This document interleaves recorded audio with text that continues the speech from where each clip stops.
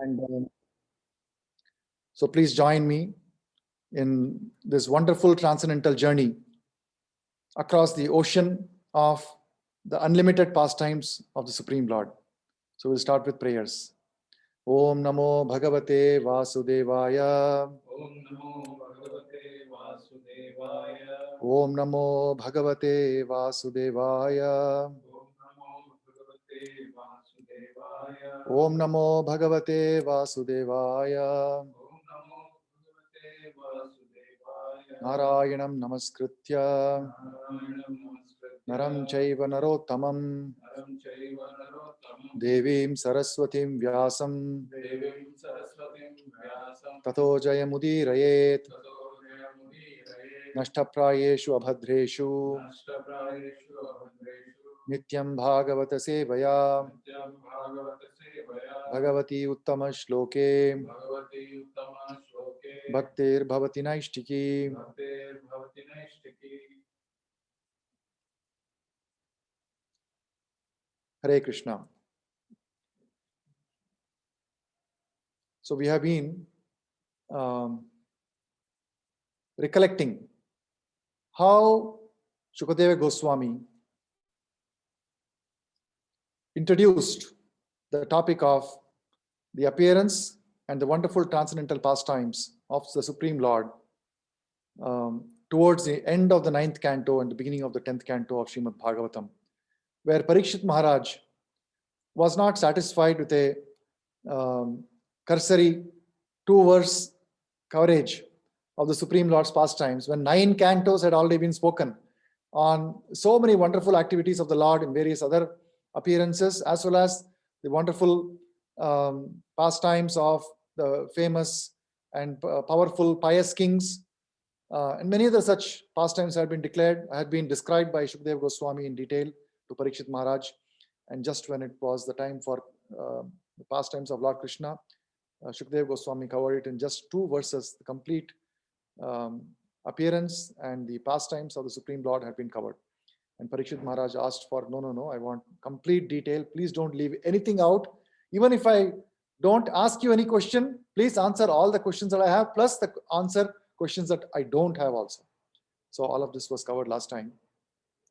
And what is this, the purpose? What is the benefit of hearing this wonderful transcendental pastimes of the Lord? Is it merely perhaps a form of a distraction for us because we are so engrossed in our day-to-day life that perhaps a little bit like watching a different channel of TV, a little bit of sometimes hearing or some brainless, what they call brainless activity, maybe watching some comedy show or something like that, some diversion. Is it like that, or is it something different, something more? So this is described in the verse that you're seeing in front of you. This beautiful Gopi Geet that Prabhu often likes to quote. Tava kathāmr tapta-jīvanam kavibhir itam kalmas āpaham śravan a-mańgalam śrīmad ātatam bhuvi-dā bhūri-dā janāh. The nectar of your words, tava kathāmr, and descriptions of your activities are tapta-jīvanam, those who are the suffering in this material world, tapta-jīvanam, our life, we are suffering in our life. So for such a person, which is all of us, tava katha, Krishna katha, this is being addressed to Krishna, tava katha is amritam, that is nectarian. So it is not just a diversion, but rather it is nectarian, and it completely douses the fire of material existence.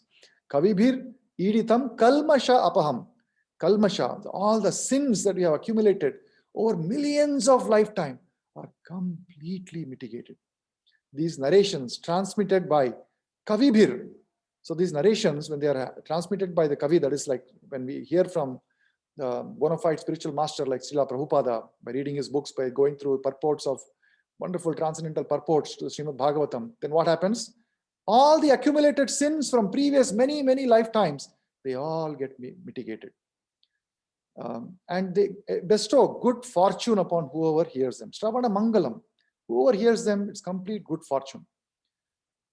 these narrations are broadcast all over the world and are filled with spiritual powers. Certainly those who spread the message of the Godhead are most munificent. So we have been hearing Krishna Katha, and also we have been having these for the last several days, 26 days or something like that, activities on a daily basis that keeps us engaged throughout the day. We are thinking about how today I can complete this activity. Especially today's activity was not an easy activity which was given. Collect for Krishna. And when you are thinking about whom can I approach and perhaps overcoming some of your inhibitions, there was something transcendental that happened, something magical that happened. What was it, something that magical? Why is it that we are spending our time in engaging in these kind of activities every day? That the essence of that is going to be covered in today's verses that we read from Śrīmad Bhagavatam as we progress further in the journey that was started last weekend. So I would like to start this with a quotation to set the stage from Nectar of Instruction. This is a wonderful verse.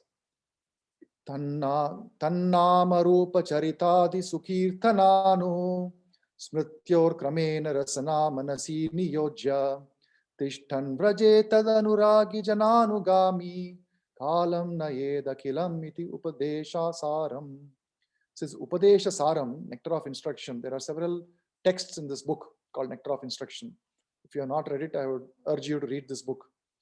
In this, after having described various instructions by Srila Rupa Goswami, the 8th verse in this Nectar of Instruction is a very wonderful verse. This instruction is given as a summary, as the essence of all other instructions. And this instruction says, Tan nama rupa charitadi sukirtananu. That is your name, nama, rupa, formed, the transcendental form. Charita, adi, that is your pastimes, qualities and eternal pastimes. Sukirtananu. This should be chanted throughout the day, all the time. And anusmrityoha kramena, when we remember this and engaging one's mind in recollecting these pastimes and in remembrance of the Supreme Lord's name, form, and activities, then something happens. What is it? Something happens. Firstly, when this is done gradually, kramena, rasana manasi niyojya, when the manasi, the mind, is engaged in the practice of Krishna consciousness by chanting of the holy names, by describing the wonderful, glorious form, beautiful form, and the transcendental pastime. That is the way in which a person can advance in Krishna consciousness. So in this way, one should reside in Vraja or Goloka Vrindavana Dhama. Tishtan Vraje Tad Anuragi Jananugami. Jana Anugami, that is Anuragi Jana Anugami, and serve Krishna under the guidance of devotees. So one should follow in the footsteps of the Lord's beloved devotees who are deeply attached, Anuragi, to his devotional service. So this is the instruction which has been given by Rupa Goswami, which has been translated by Srila Prabhupada in the book Nectar of Instruction. And this really forms the basis of our Krishna consciousness practice, because this essentially says that 24/7 we should be engaged in recollecting the pastimes of the Lord, in serving, in chanting the holy names, in remembering and performing activities in Krishna consciousness. And therefore, in preparation for Janmashtami, arrival of the Supreme Lord, in just 2 days from now, today is Saturday, on Monday we have the wonderful transcendental appearance day of the Supreme Lord. Shri Krishna Janmashtami Maha Mahotsav ki Jai. So with this, let us proceed on our journey. So we saw that last time Lord Brahma had relayed the instructions of the Supreme Lord to the Devatas who were assembled and who had been praying for protection, who were praying for relief from the burden of the demoniac kings who were armed, very much armed, and they were performing all kinds of nefarious activities. And the Mother Earth could not tolerate that. She went and prayed along with other devatas to and Lord Brahma. All of them, Lord Brahma prayed to Lord Vishnu, and then he heard the instructions of Lord Vishnu, and he relayed all of those instructions to the devatas. And then he went back to his abode, and we also saw how Lord Brahma engaged everybody else in the service of the Lord, but he himself went to Brahmaloka and was not directly engaged in the service of the Lord. And this was a shortcoming on his part, which was later corrected by the Supreme Lord when he appeared as Krishna, as in his original form. And then there was a pastime where Lord Brahma was corrected. So then what happened? So after Lord Brahma returned, now Shukadeva Goswami resumes and starts narrating the pastimes concerning the appearance of the Supreme Lord.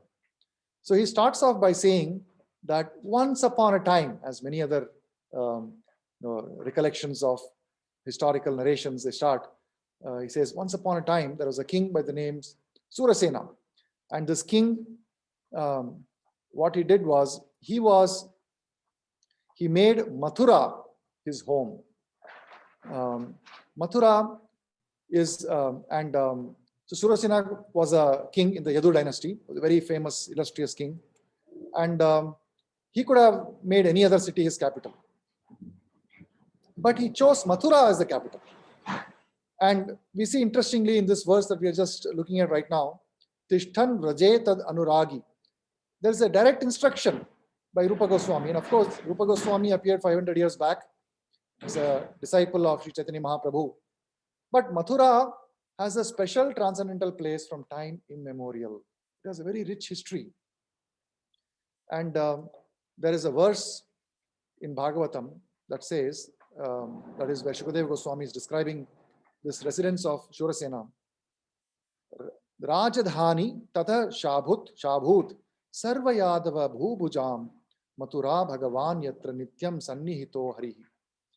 So the verse says, Rajadhani tata shabhut. At that time, the city of Mathura had been the capital of all the kings of the Yadu dynasty. The city and the district of Mathura are very intimately connected with Krishna, for Lord Krishna lives there eternally. So the city and district of Mathura are very intimately connected with Krishna. So we are starting the actual story of the appearance of Krishna. Shukadeva Goswami is narrating with the description of the glories of Mathura. Just let us try to meditate upon this. If we want to understand Krishna, we have to understand that all the things in connection with Krishna are transcendental in absolute realm. They're all absolute. So Krishna is non-different from his name, form, pastimes, his paraphernalia. And his paraphernalia includes devotional service that are rendered by pure devotees all over the universe. So whether a person is rendering devotional service, a pure devotee is rendering devotional service, situated anywhere, that is absolute. And yet there is a special place for Mathura, Vrindavan, which is a personal abode of the Lord. The city and district of Mathura are very intimately connected with Krishna, for Lord Krishna lives there eternally. It is seen that, for example, there is a president. The president or prime minister has his government all over the country. And everybody in the country is serving the president. The armed forces, they are often in faraway posts, and they're all serving the president and the nation very faithfully. And their faithfulness to the government and the nation is no less than anybody else. And still, the presidential office, the Oval Office, or the White House, it has its own special significance. That is a personal residence of the president. Similarly here, there is a special significance to the residence of the Supreme Lord, that he resides in Mathura, Vrindavan. In fact, particularly it is said that the Lord does not step outside Vrindavan, which is where and Mathura and Vrindavan is considered part of Mathura, it's part of the Vrajamandal, which is a very special place. So this story starts with Surasena being residing in Mathura. So then what happens is, but before we go next, there is one more aspect of this Mathura Vrindavan that I would like to put forward to all of you. Many of us have heard of Mathura. I think, having born in Indian upbringing, many of us would have heard of Mathura. But not many of us have heard of another wonderful transcendental place called Navadvip. Navadvip. Navadvip is a place in West Bengal and is considered to be non-different from Mathura Vrindavan. So Mathura Vrindavan Dham is in Uttar Pradesh. Of course, the transcendental spiritual abode is in Goloka Vrindavan, outside the material world. But in this material world, Mathura Vrindavan is in Uttar Pradesh. And this is a place where Lord Krishna appeared and has performed his wonderful transcendental pastimes. The same Lord Krishna also appeared as Chaitanya Mahaprabhu in Navadvip just 500 years back. This place of appearance of Chaitanya Mahaprabhu in Navadvip should be understood that this Navadvip Dham is non-different from Vrindavan Dham. Srila Prabhupada quotes in the purport of this verse from Narottam Das Thakur, and the verse is, Shri Gauda Mandala Bhumi Yeba Jane Chintamani Tar Hai Brajabhume Vasa. This Brajabhumi, what we say is Brajabhumi, refers to Mathura Vrindavan. And this Gauda Mandala Bhumi includes Navadvip. These two places are non-different.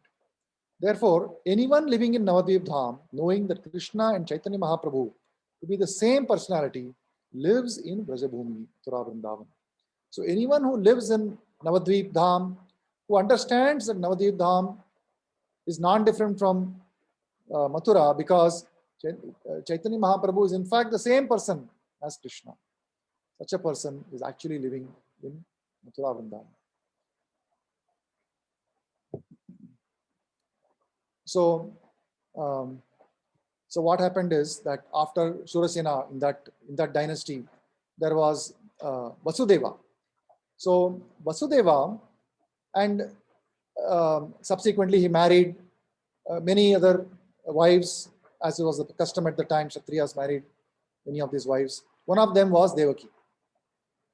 One very interesting fact that is mentioned in Śrīmad Bhagavatam is that all these wives of Vasudeva and Vasudeva himself actually are demigods. They are all denizens of heaven. They are not ordinary people who are simply coming as that person there. Actually, they are demigods. So Vasudeva is a demigod who was appearing.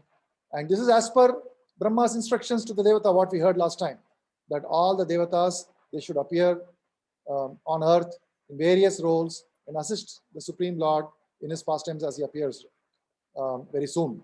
Right? This is the instruction. So accordingly, many demigods, they all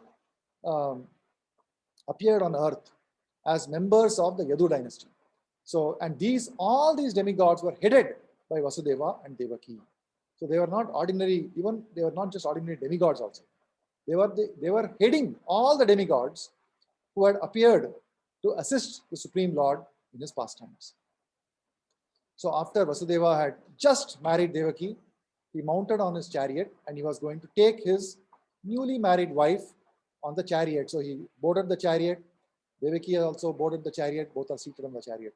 At this point, Devaki's elder brother Kamsa, he is extremely affectionate with his sister. He also boards the chariot as a charioteer.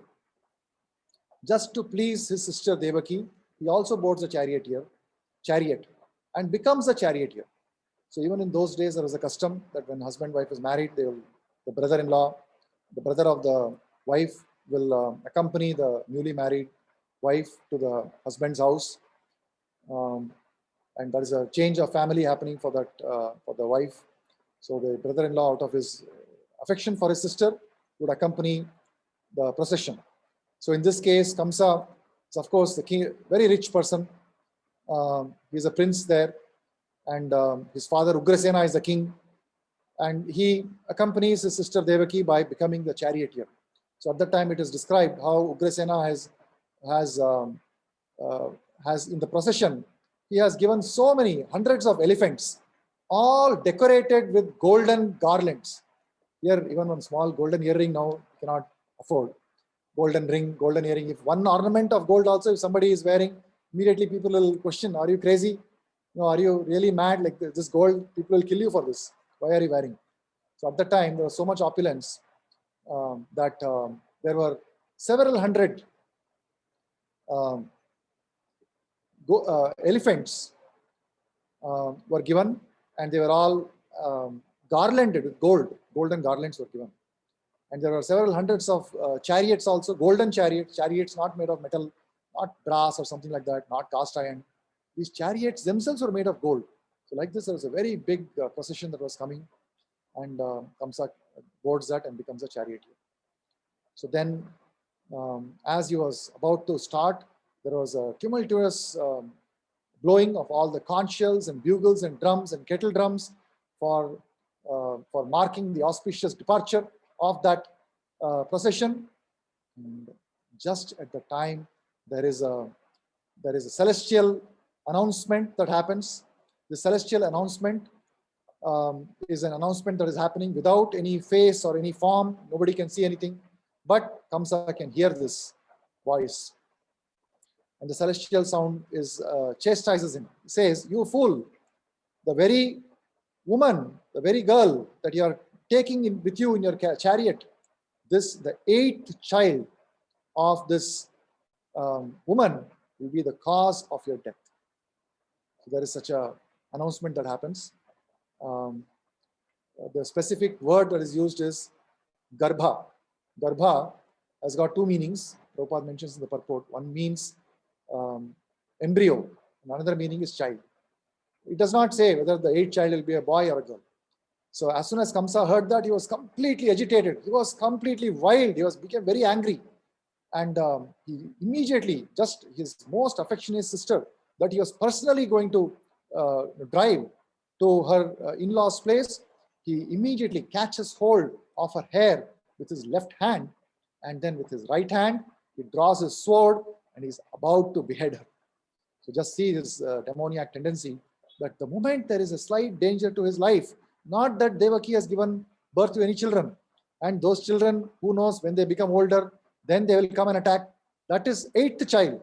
So minimum 8 years he has to wait, or even 9 years, actually 9 years, but 10 years in fact. But then that he is not willing to wait. He does not want to take any chance. As soon as there is a threat to his life, immediately he pulls her hair, about to attack him, about to strike him. So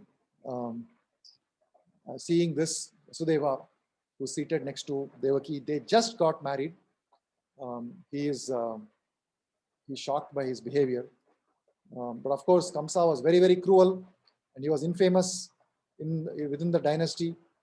He was very envious.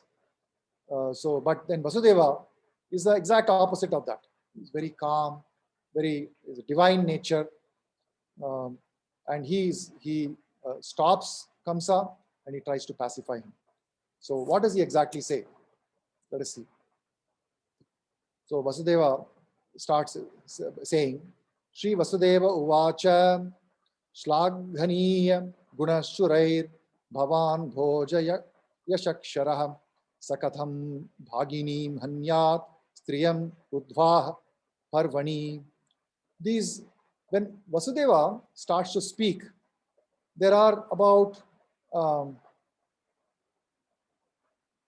8 verses, starting with this verse, that are very profound. The ways in which Vasudeva tries to placate Kamsa and tries to, when you want someone to do something for you, there are different ways in which you can accomplish that. First is to pacify. The second is to explain moral instructions, to specify why something is right. Let's say somebody is doing something wrong and you want to prevent that.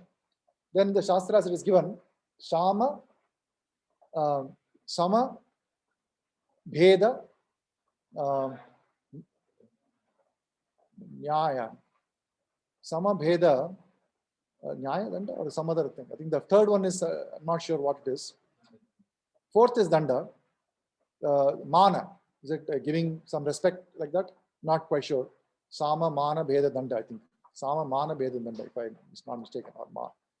That is, the first is you try to pacify a person. Somebody is very, very angry, he's trying to do something, he's upset with you. Dana. Dana. So you try to pacify that person.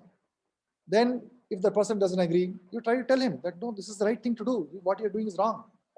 And then the third is you try to, maybe give some gifts to that person, and you try to make it attractive for that person to not do that. Right? Oh, if you don't do this, I'll give you something. Like that. Bribe, you can say bribe.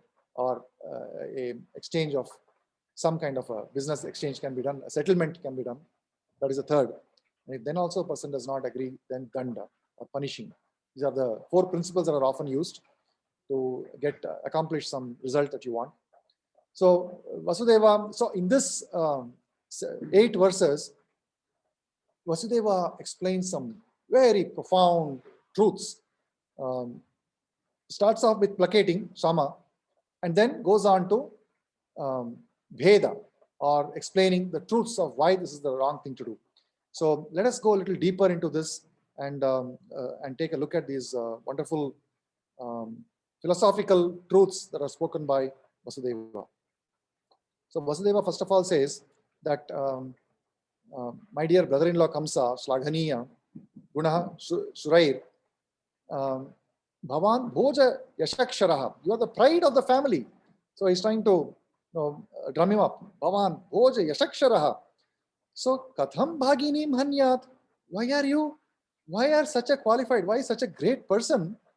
Why are you Bhaginim, your own sister, your dear sister, Hanyat, why are you trying to kill? Striyam Udvaha Parvani, that too, at the time of her marriage, at such an auspicious occasion, why are you doing this? Is this really not good? This is not good. This is not a good thing. Such a qualified person as you, why would you kill your own sister? He tries that. And then he goes on to say, Mrityur Janmavatam Veera Dehena Sahajayate Adhyavabdha Shatanteva Mrityur Vai Praninam Dhruvaha. Mrityur Janmavatam Veera Dehena Sahajayate Adyavabdha. Adya va abdha. So what this is saying is that for a person who is born, Mrityur, Janmavatam Veera, that is, whoever is born, for such a person, death is sure. When will death come? It can come adya. Adya means today. Adya. It can come adya. Or abdashatante, abdashata ante. That is, abda means years. Shata is hundreds of years. Ante. So either today you may die, or death may come today, or it may come hundreds of years later. But mrityur vai praninam dhruvaha. Mrityur vai praninam. For every living entity, death is certain. Dhruvaha. Dhruvaha means certain, as sure as death, they say. So Vasudeva is saying that, look, anyway, death is going to come. You cannot stop it. Either it's going to be today or it's going to be 100 years from now. But it cannot be stopped. O great hero, one who takes birth is sure to die, for death is born with the body. One may die today or after hundreds of years, but death is sure for every living entity. So actually, dhruvaha, this word is also used elsewhere in Bhagavad Gita. Janmasya hi dhruvor mrityur mritascha. Let me see this verse exactly. Jatasya hi dhruvor mrityur dhruvam janma mritasya cha. Jatasya hi dhruvor mrityur. That is, for everyone who's born, jatasya hi dhruvor mrityur. Dhruva is certain. For anyone who's born, death is certain. And dhruvam janma mritasya cha. That means for one who is dead, birth is also certain. So it is not only that death is sure, birth is also sure. So as soon as one dies, immediately birth is also sure. Dhruvam janma mritasya cha tasmad aparihare arthe natvam shochitu arhasi. What Krishna tells Arjuna. So anyway, death is sure, and after death, birth is also sure. So this in-between state of dying and being born, why are you so much worried about it? You just do what you have to do. Whatever one's duty is, one must be doing. And this fear of death should be going away, because guided by the fear of death, if we start doing a lot of activities, it's a complete waste. Because immediately after death, birth is also sure. It is not that, although there are some class of people who believe that once a person dies and once the body is converted back to the ashes to ashes, dust to dust, once it happens, they believe that there is no further life after that. This is all finished. Therefore, let us make the most of the life, the short life that we have. Drink, eat, drink, make merry, hedonistic life. But this is not supported by Shastra. This is not the reality. This is a complete misunderstanding of reality. Reality is, for every person who is born, death is sure. And for every person who dies, birth is sure. And then Vasudeva continues. He says, Dehe panchatvam apanne dehi karmanugo vashaha dehantaram anuprapya praktanam tyajate vapuhu. Dehe panchavatam apanne. That is panchatvam. Dehe panchatvam apanne. Panchatvam is 5 elements. Once the body disintegrates into the constituent 5 elements, what are the 5 elements? Earth, water, fire, ether. Earth, water, bhumi, rapo, vayur, analo, kham, mano, buddhi. So, earth, water, fire, air, and ether. So, these 5 elements, once the body disintegrates, then what happens? Dehi karma anugo avashaha. Whatever karma you have done in your lifetime, as per that, dehantaram, after the body is over, anuprapya, you will get another body. That another body is based on what? It is based on karma anugo. Until your life you have done certain activities. Based on those activities, you will get another body. That's what Vasudeva was trying to say. So he says, when the present body turns to dust and is again reduced to 5 elements, earth, water, fire, air, and ether, the proprietor of the body, the living being, automatically receives another body of material elements according to his fruitive activities. When the next body is obtained, praktanam, then what happens? He gives up the present body. Tajate vapuhu. So, Vasudeva further is saying this. And this, so we just saw how the first thing that Vasudeva said was already stated in Bhagavad Gita also. Jatasya hi dhruva mrityur. Dhruvam mrityur. Dhruvam janma mrityusya. Dhruvam janma mrityusya. So we already saw that. That's already been spoken. So this verse that Vasudeva is speaking, this is also spoken in Bhagavad Gita. That is what Vasudeva is speaking now is that based upon, at the end of the body, at the end of your life, based upon whatever your activities are, you get another body. And like this, the body is, as soon as you get a new body, you give up your old body.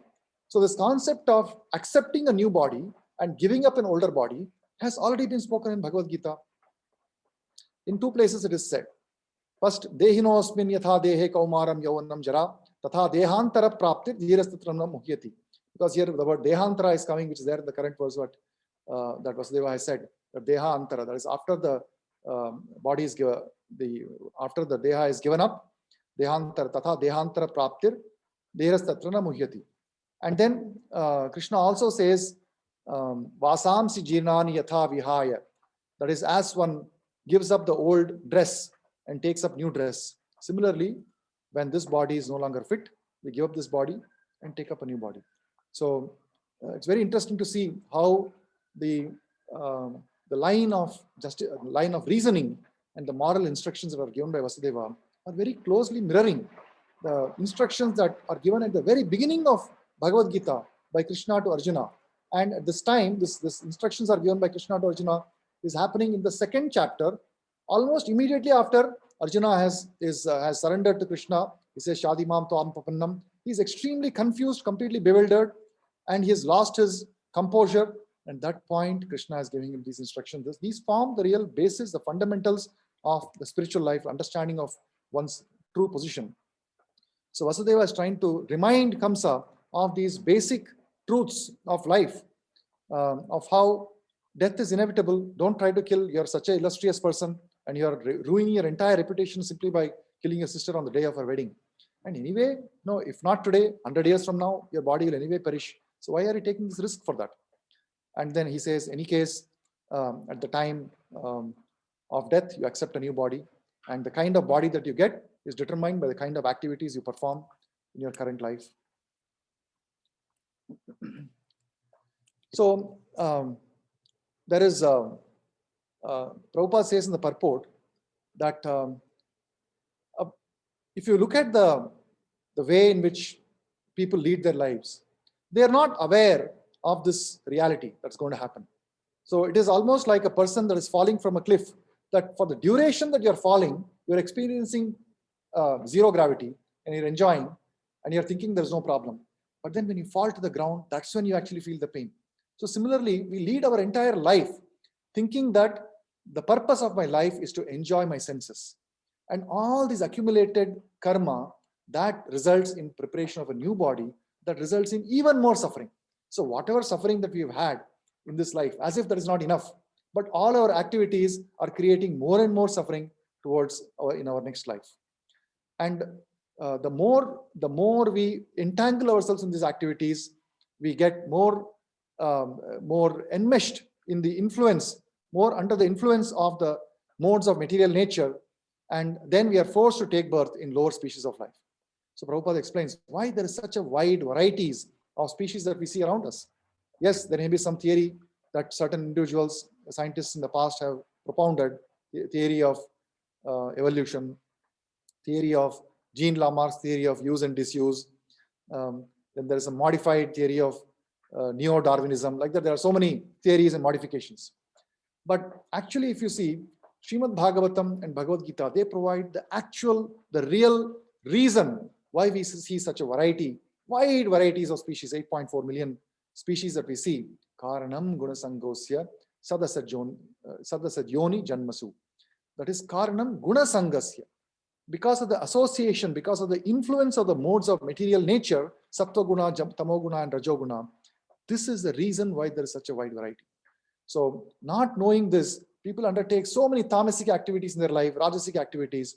So our instruction here is the instructions even in the all the Vedic literature, which starts with karma kanda and upasana kanda, etc., is really to bring us away, take us up from influence of ignorance and rajoguna up to sattvaguna.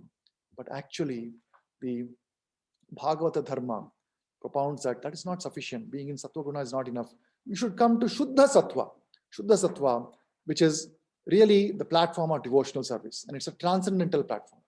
On the platform of Shuddha Sattva, if you're there, if you are in the platform of devotional service, then a person becomes completely immune to the reactions of the three modes of material nature, and we can break the cycle of birth and death. So let us continue with the reasoning given by Vasudeva.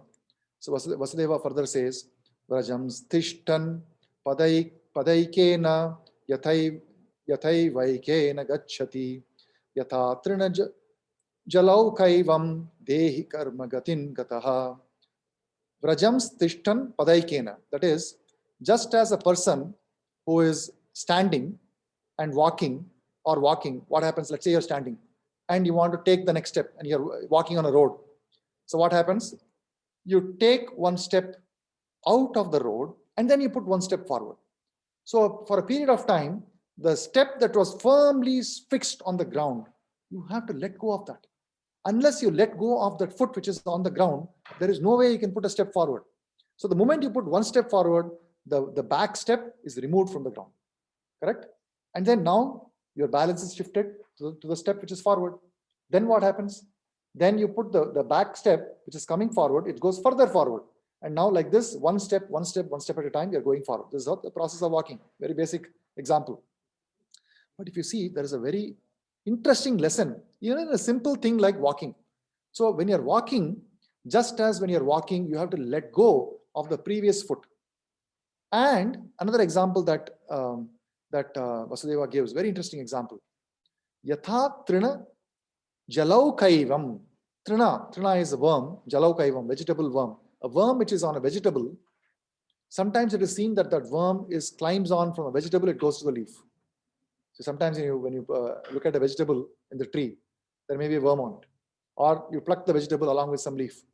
And you'll see that that worm is shifting from the vegetable to the leaf. How it does at the time? It will move, pull its body up, and then it let go of the vegetable and jump onto the leaf. So for a period of time, probably it is suspended or completely unbalanced, but it is letting go. Similarly, dehi karma gatim gataha. Similarly, a person lets go of his body. What's the big deal in this? Just as a person traveling on the road rests one foot on the ground and then lifts the other, or as a worm on a vegetable transfers itself to one leaf and then gives up the previous one, the conditioned soul takes shelter of another body and then gives up the one that he had before. So this is actually the process of soul's transmigration. And when the at the time of death, according to the mental condition of the person, the living being is carried by the subtle body consisting of mind, intelligence, and false ego to another gross body. And when the you can say circumstances are such that your current gross body is no longer viable, or time is ready for you to leave such another body, then this transference happens. But as we said before, those who do not understand this, they carry on with their entire life believing that there is no such transfer is happening. My this entire life, that's all there is. Let me enjoy to the fullest extent till I am here.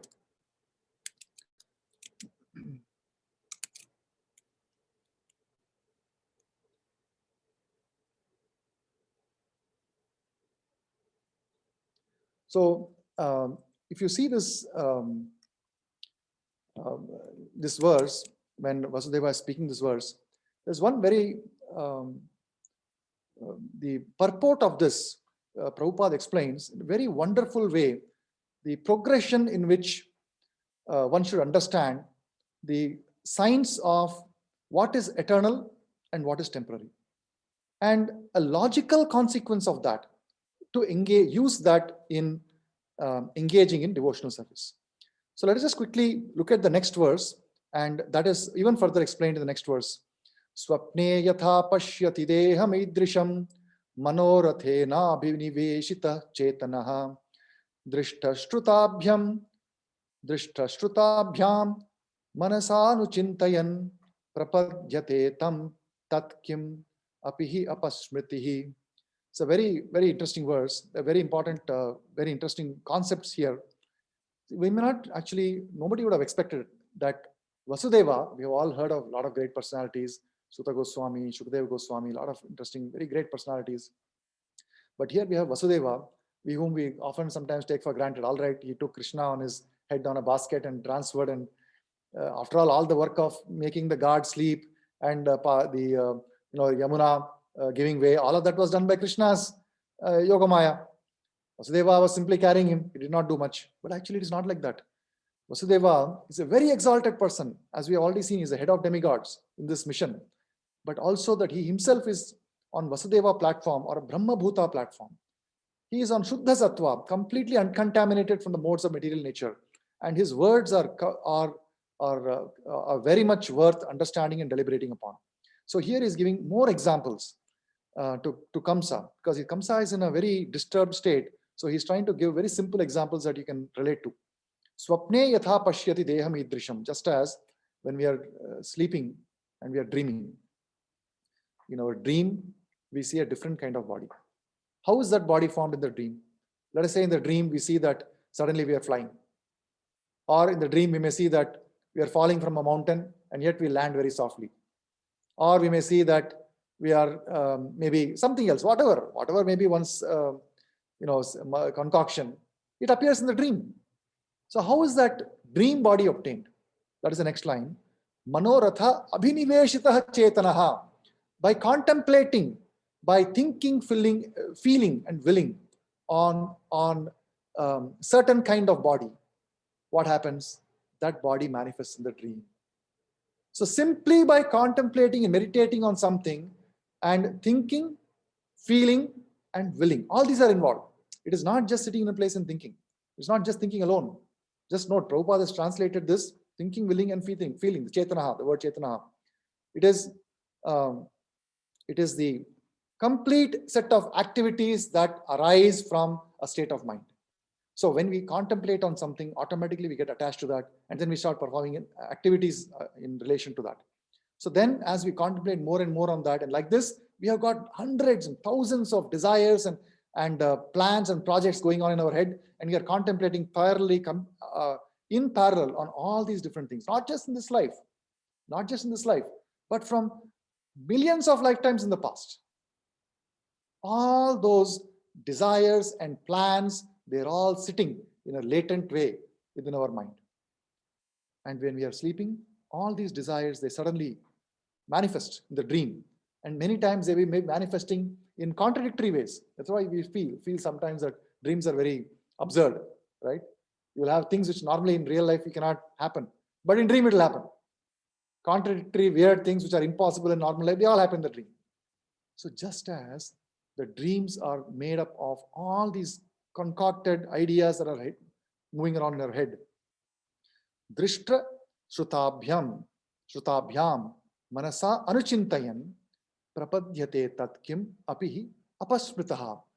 So just as what happens when you go into the dream state, you have no recollection that I am such and such a person, that I am sleeping on this bed. Correct? We have completely forgotten that. And we have taken a completely new identity in the dream. And similarly, when you are wake up from the dream, what happens? Right now, I'm sure many of us would have had a dream last night.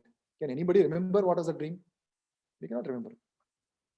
It is said, the scientists say that once a person has a complete sleep and he wakes up, the dream portion which happens during the portion of sleep, which is called the rapid eye movement, that is forgotten.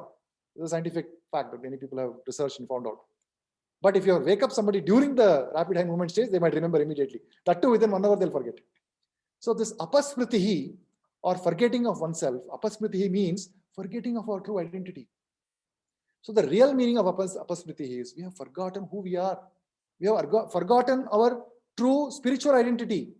And in this context, Vasudeva is saying that just as a person completely forgets who he is when he goes into the sleep, and similarly forgets again who you are in the dream when you wake up. This is the principle of forgetting oneself. Just like that, there have already been so many lifetimes that we have already had. We have forgotten all of those. Right? In the last lifetime, what was I? Can I remember? I cannot remember. Previous to that, what was I? Can I remember? I cannot remember. So we have forgotten all of that. Real forgetting is forgetting Krishna, our relationship to Krishna. And if you take up the process of devotional service, if a person takes up the highest yoga process, yoginam api sarvesham mat gaterantaratmana.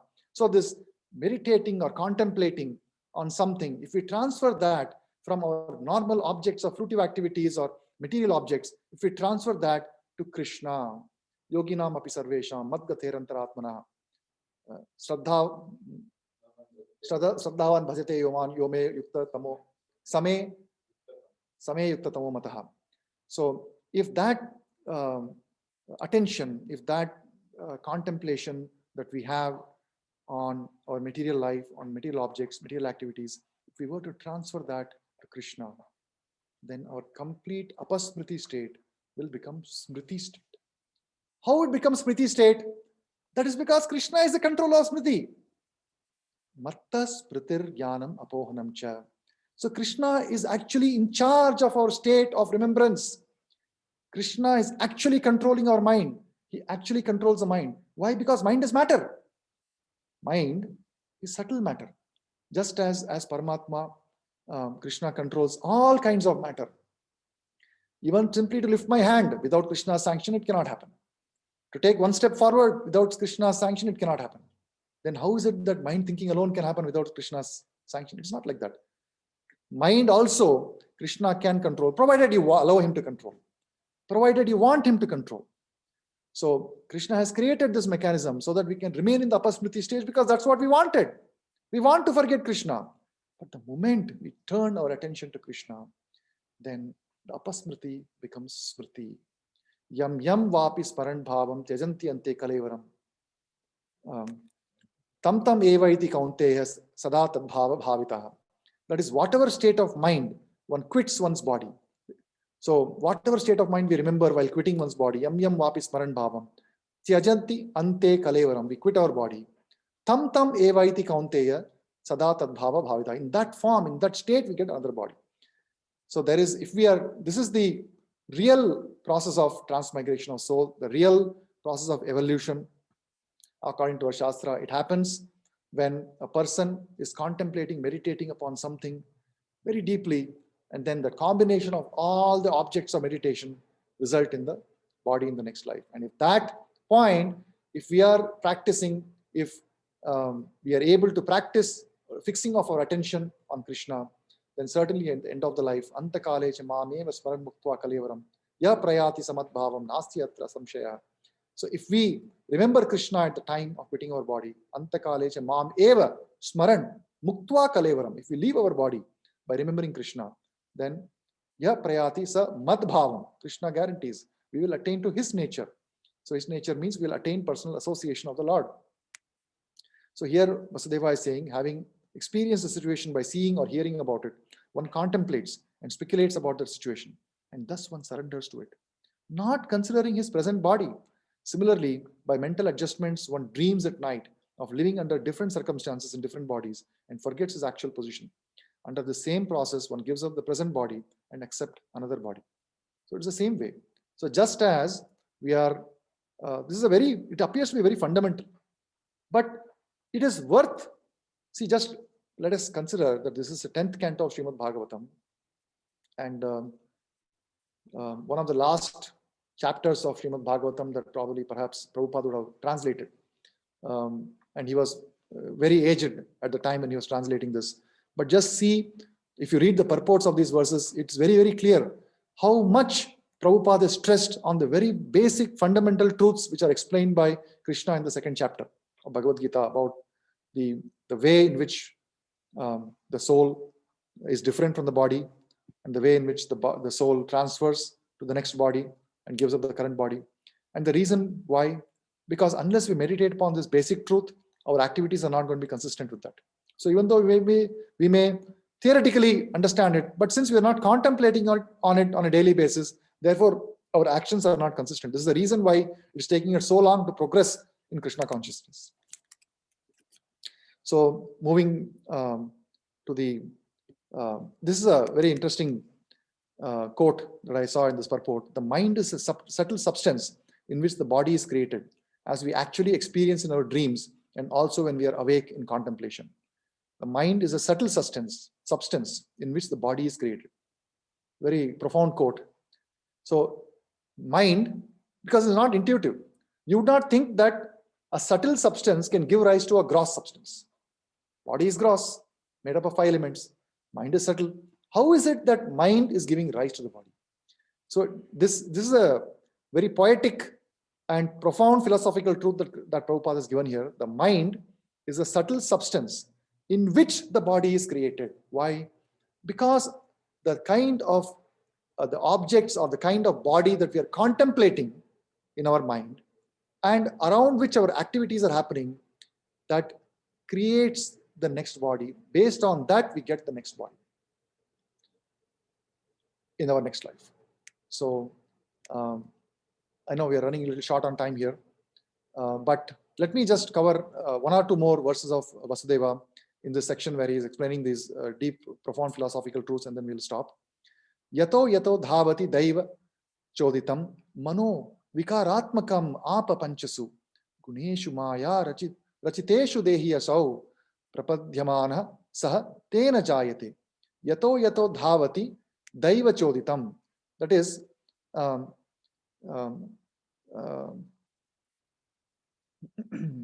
see this one, let me tell you the word-to-word meaning of this. The dhavati word speculates. Yato yato dhavati speculates. Daiva choditam is impelled by accident or deliberation.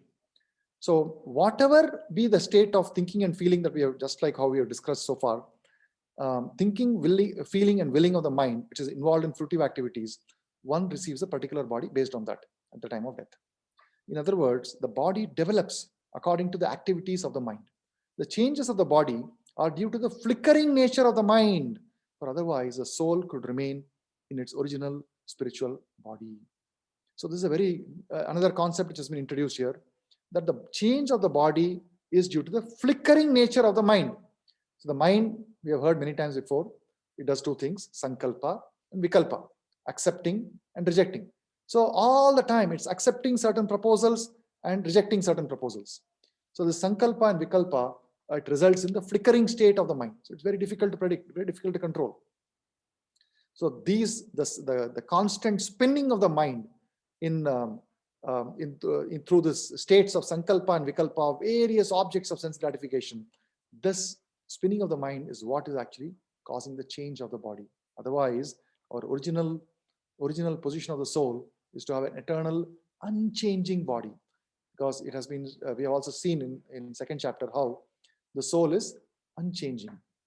There is an original form of the soul, Satchidananda Vigraha form. The soul has a Swarupa, or the original constitutional position, and the soul has a form, a spiritual body, a spiritual form is there. But that is covered with the material body, covered with the forgetfulness, apasmritaha, you just saw, apasmritaha. And once we dovetail our activities into Krishna consciousness, then the apasmritaha goes away and the state of smriti comes back. And then Vasudeva goes on to say, Jyotir yathaivodaka parthiveshva adaha samira veganugatam vibhavyate evam swamaya rachiteshu asau puman guneshu raganugato vimuhyati. So this is a very interesting analogy. Just as you have Jyotir yathaivodaka, udaka is water, and Jyotir yathaiva, that is the light from, say, the sun, the moon. Let us take the example of, say, you can take sun, moon, all the stars, the heavenly objects that you see. When they're reflected on water, then let us say that the water is slightly perturbed, disturbed, turbulence. Let us say there is a turbulence in the water. Then what will happen? Moon, which is in still water, if you see the reflection of moon, it is round. Correct? The moon will appear round. But then, if the water becomes disturbed, then what will happen? Will the moon appear to be round? No. The moon may appear to be wavy or some oval shaped. Similarly, a star is a dot in water. You'll see a reflection, you'll see a shining dot. But the moment the water becomes turbulent, the dot may become like a line, curvy, anything can happen. So Vasudeva is giving this another very interesting example. These examples are all very so easy to relate to. Just like that, the spirit soul, which is fixed and unchanging, appears to be different with the covering of the body. Evam swamaya rachiteshu asau puman guneshu ragan nugato vimuhyati. So under the illusion, by forgetting Krishna, when we are in this body, the original state of the soul we are no longer able to perceive.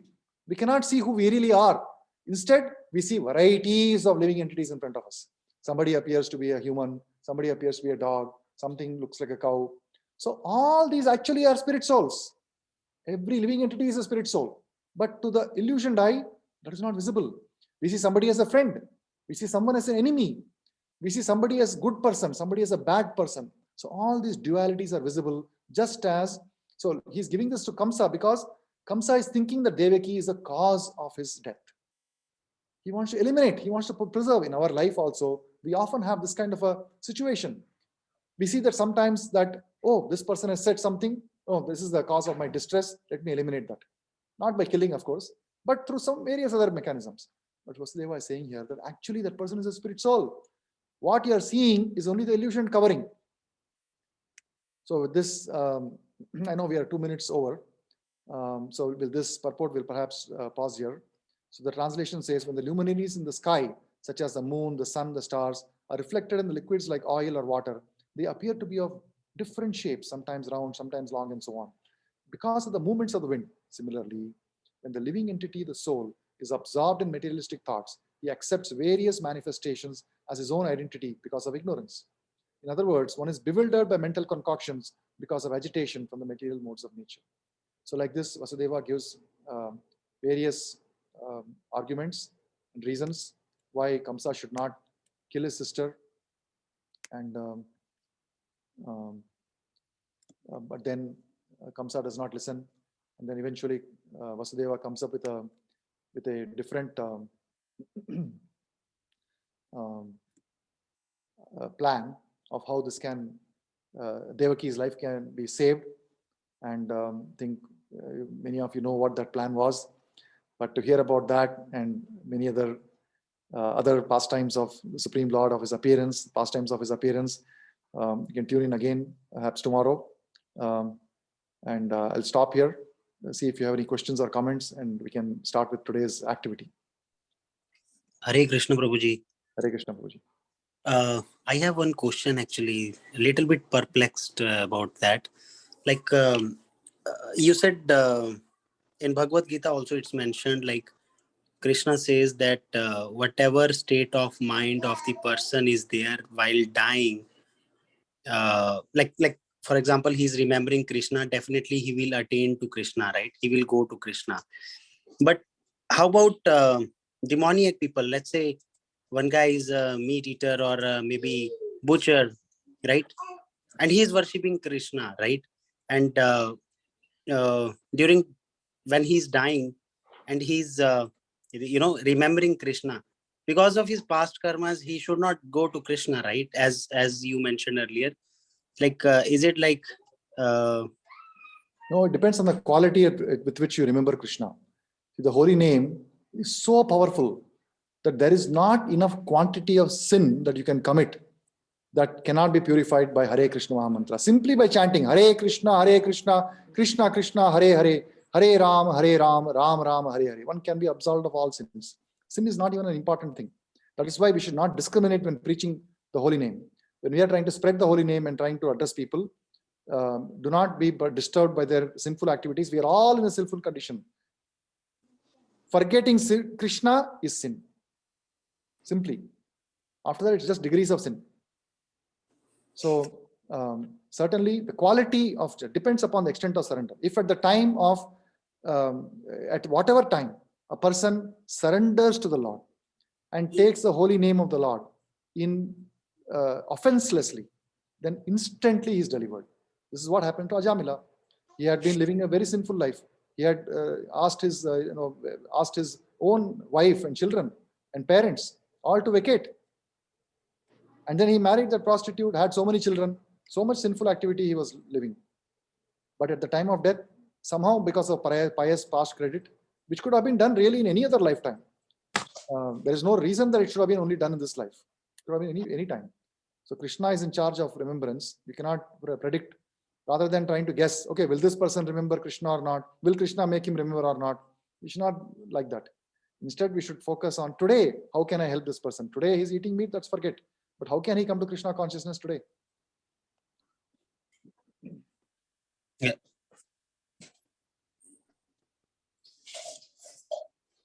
Okay, with this, I'll stop here and hand over to Prabhu.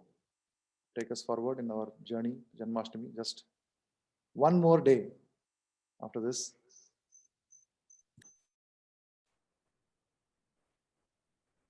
Come out from audio. Hare Krishna. Hare Krishna, Prabhuji. Hare Krishna. So, welcome all of you for our journey to Janmashtami. I know most of you are here, but few people have joined at 8:30. Thank you for joining and for participating in all the activities enthusiastically. As Prabhu was mentioning, we're just one day, right? And day after tomorrow is Janmashtami. It's that close. And the activities that we've been doing are all geared and aimed at, preparing our consciousness to welcome Krishna. So in Bhagavatam, there is one very beautiful verse comes, very interesting verse. This is spoken by Narad Muni, and the verses that we are seeing in the morning. Narad Muni to Vyasadev in the conversation. He says, Naiskarmyam api achyuta bhava varjitam nasobhate jnanam alam niranjanam kutah punah sasvad abhadram ishvare nacharpitam karma yadapi akaranam. So, Naiskarmyam api achyuta bhava varjitam. If Krishna is not there in our hearts, meditation on absolute truth is also very boring, right? That without the love for the Lord, this activity appears very laborious. Impersonal contemplation on the absolute, very troublesome. Naiskarmyam api achyuta bhava varjitam. And what to speak of the innumerable problems of ordinary gross materialistic life. You just can't even count how difficult that is. If the impersonal meditation itself is difficult, gross materialistic life, anyway, the impersonalists come to this conclusion that materialistic life is futile. But if somebody is only engaged in gross materialistic activities, that is even further horrible. And we can see in people's lives where people are working hard to get money. So Prabhu was mentioning about dreams, so many dreams of having, sense gratification, and they get frustrated with this ordinary materialistic life. And then they become impersonalists, trying to negate their existence and stuff like that. But here is a process where Prabhupada has given us, Krishna has given us the process of bhakti, the process where people who are unhappy in this material world can receive the mercy of Krishna and can put aside the dreams of their sense gratification and the troublesome impersonal speculation and can enjoy in dance and ecstasy, in chant and feast. We have the wonderful prasadam, which is so tasty, right? And the process itself is enjoyable. Today we were dancing in the evening for while singing Gaura Arti, or we chant. We come in association, or the scriptures that we hear. We were hearing the wonderful narrations of Bhagavatam, so inspiring. It's enlivening. So like that, so these activities of Krishna consciousness are always very, very pleasing to all our senses. So another such activity we're going to do today, just one day before, this appearance of Lord for the Janmashtami, and to help us explain what this activity is and how it can nourish and enliven us, I would like to call upon Sukirti Prabhu. Can we have a loud Haribol for Sukirti Prabhu? Haribol. Hare Krishna. Hare Krishna.